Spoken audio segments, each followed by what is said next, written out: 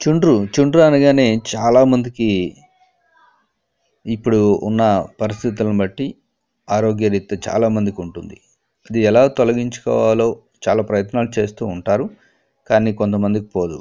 మరి చుండ్రును ఈజీగా తగ్గించుకోవడానికి ఈ వీడియోలో నేను ఒక చిట్కాని చెప్తున్నాను. ఇది ఫాలో అవ్వండి, తప్పకుండా మీకు ఖచ్చితంగా తగ్గుతుందని నేను కూడా నమ్ముతున్నాను. సో ఫ్రెండ్స్, ఈ వీడియోపై మీ అభిప్రాయం తెలియజేయండి, తప్పకుండా లైక్ చేయండి, షేర్ చేయండి. అలాగే నా ఛానల్ని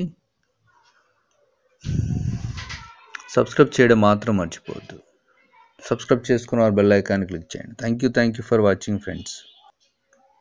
చుండ్రును తొలగించుకోవాలంటే కొబ్బరి నూనె చాలు అంటున్నారు ఆయుర్వేద నిపుణులు. కొబ్బరి నూనె అరకప్పు తీసుకొని గోరువెచ్చగా వేడి చేసి అందులో నిమ్మరసం కలుపుకొని తలకు పట్టించుకోవాలి.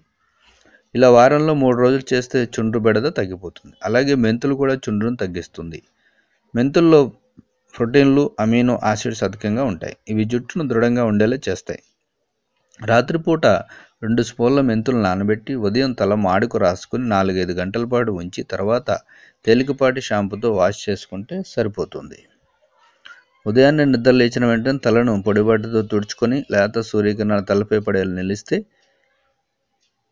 అలా కూడా చుండ్రు దూరం అవుతుందని నిపుణులు అంటున్నారు.